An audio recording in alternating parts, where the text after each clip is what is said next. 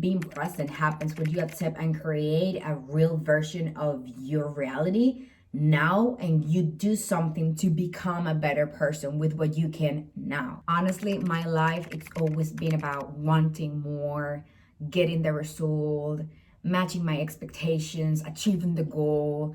And guess what? Success and getting it, whatever you want to get, they don't necessarily mean that you're gonna get love or happiness after that. The more you are focused in what the heck happened before, the less you will be able to understand the importance of the mainstream and popular present moment. I failed many times before. I was attached to all the things that once, you die, they just don't matter anymore. I was attached to lose those 10 pounds that will give me that specific body. I was attached to that job opportunity because being a marketing manager at 25 will make everyone proud and I will shut everyone's mouth. I was attached to that relationship or having longer legs to be smarter, to be the most culturized person in the room. However, life taught me that value does not come from titles, prices, and material things. I was able to say fuck this and fuck it and focus myself on creating experiences, understanding the meaning of love, finding meaningful connections, creating a healthy body, and learn how to love myself without any makeup or fancy clothes. I think I'm just more connected than ever with the person I am and the person I want to become. There's a quote that I love. It's by Eckhart Tolle. He just totally changed my life the last couple of months. I've been reading his books. He's a spiritual guide. And he said, always say yes to the present moment. Surrender to what is. Say yes to life. And see how life starts suddenly to start working for you rather against you. Whatever you are, be there totally. And this really changed my perspective about the present moment, which is not perfect anyways. The past will always be part of your memories. And the future is a tense that you can't avoid. Like, it will happen. They are both connected. In a present tense, is at the end who you are being right now. Being present happens when you accept and create a real version of your reality now, and you do something to become a better person with what you can now. I wanted to share today how I started this process and how I apply this every day to make sure I stay here present. The first thing I will tell you is, like, you have to accept that maybe you have the wrong approach. I did. I've talked about this a lot during my podcast episodes, and I will do it as many times as it's required to tell you that without the right mindset, it will be extremely difficult. It's very painful to start this journey of building a realistic and natural version of yourself. You are so focused in letting the past define the way you act that you can't see the whole reality, like the big picture. You are what you repeatedly do every day. The little things are the ones that build character at the end. Being nice, being kind, a good listener, vulnerable, empathetic person, very direct and very transparent, especially with yourself, takes time and it's hard. It's not easy.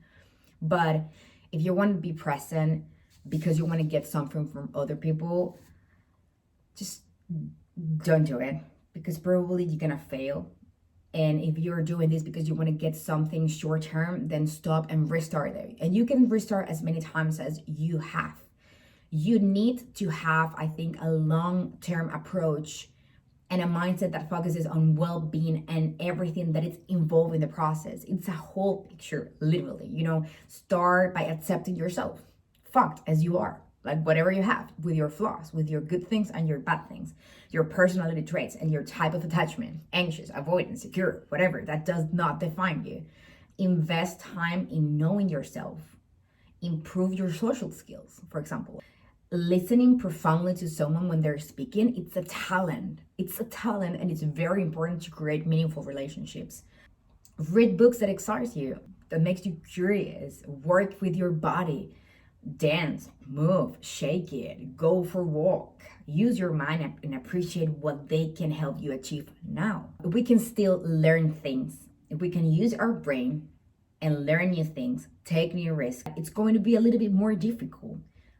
But life is emotionally abusive, like Taylor Swift once said. So fuck it and do it.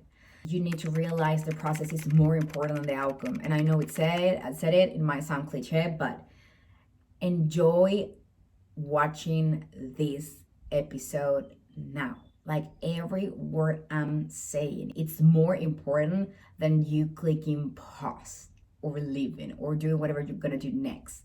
And probably you're gonna say like, oh, but Bao, what if my now moment sucks? What should I do then? And I will answer with another question. Do you think mine doesn't? I am exactly like you or like everyone else that is watching this episode right now. I am doing these episodes and I wrote 15 episodes about my journey because I felt deeply lost and I still do. And I have more downs than ups lately. But I am more than that. I am more than my ups and my downs. And the only thing that I can do is be totally where I am right now because I cannot change it. And I realize I have only 3 possible outcomes in case you want to change it or you're dealing with this cannot be present situation. The first thing is what I did was like, I could remove myself from the situation. I can change the situation, which means that I have to take action, creating time and making hard decisions to know what can be done. And the third thing I think I realized I could do is accepting it totally and take responsibility for what part of its concerns to you. Like, what can you do? Another quote that I love, like Eckhart Tolle, is like, you must choose now and then accept the consequences. And I think it's so powerful because the process of building yourself in the present moment, it's a continuous journey of awareness that requires patience and consistency. You need to focus on developing healthy habits that you can sustain in the long run, like I just said. In my case, I was learning to say more no and less yes to every fucking thing. Not because I was selfish or self-centered, otherwise because I wanted to have more time to be with myself. Think about the things I want.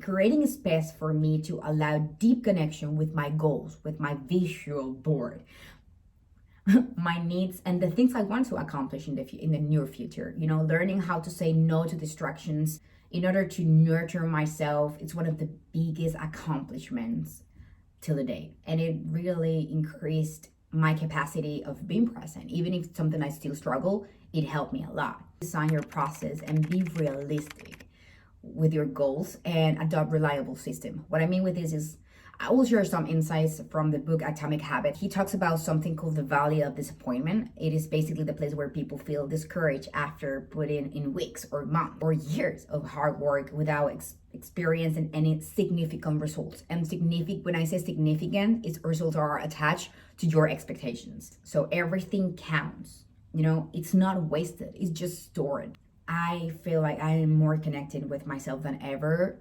And because I see creating content as a form of art and as a form of telling stories. And that's the reason why I wanted to do this. I realized I needed to adopt habits that are like a compound interest of self-improvement, because self-improvement is something that grows with time. And you know, it's like the same way that money works and that money multiplies through compound interest. The effects of your habits multiply as you repeat them. They seem to make little difference at the beginning and any given day, and yet the impact they deliver over the month and years can be huge. That's, I think, how millionaires nowadays created their wealth, like real wealth. I think it comes from like minimum efforts in a long period of time. So I'm gonna talk a little bit about my fitness journey to give you like an example. Setting unrealistic goals, you know, demotivate me for a while because I wanted to lose weight, get ripped, lower my body percentage to like 0. I was not enjoying the process. So when you are setting a goal, first you need to enjoy the process, and second, you need to be present in everything you do. None of these things are easy things to accomplish, at least not in my case. And I needed to put myself out there and try a bunch of stuff until I went for the first time to a sport nutritionist and I informed myself. Well, I know my body composition, how my body works, what's best for my body, what it's more healthy to, eat for it to be as the way I wanted. More about what your body might need nutritionally and physically. You can start by walking 30 minutes a day if you have never worked out before, adding more vegetables to your diet, or even buying a really big water bottle in order to drink the necessary amount of water your body needs.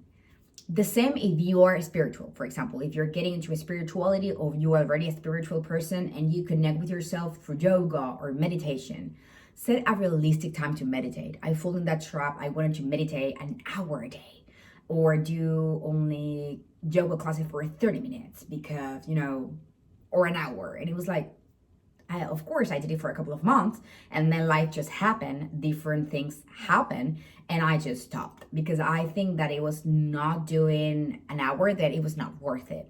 But I think now doing 5 to 10 minutes, it's more than enough. If you have 5 minutes instead of 20 minutes, you have plan in your agenda, adjust to the 5 minutes, but be present, be there, make it worth. Because that day, just meditating 5 minutes, it's more meaningful and it's more than enough if you can be there enjoying. The biggest reason why I fail every time is because I started saying the things I want to achieve and I want to achieve everything at the same time. And I just can't. I discovered that when I focus on making small changes, the result, like I just said, are long lasting and permanent. And I can create a lifestyle I want and I actually enjoy with improvements in the long run. You might start a habit because of motivation, because you feel motivated. But the only reason you will stick with one is that it becomes part of your identity, who you are.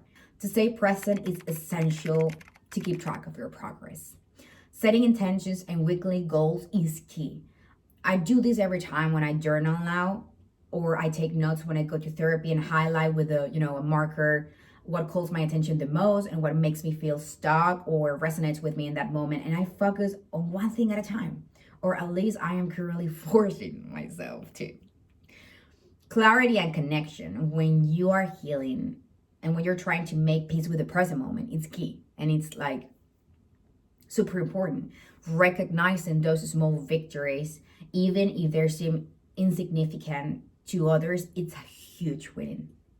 Maybe you are more open to listening. Maybe you are being less reactive under certain critics. Or maybe you know that it's time to leave a situation or a person because you know it won't allow you to feel happy in the present moment. There is no magic formula to be present, but there are things that help. So remember, and this is a quote I got from John Pueblo, which is one of my favorite authors, being okay with not being okay helps you let go. When you are present, you open space for real growth. So accepting what it is might be the first and most important step. After that, you have to start building and working with those things that make you create a space in the present moment. One thing at a time, and you will create a whole new reality, and it will be 100% worth it.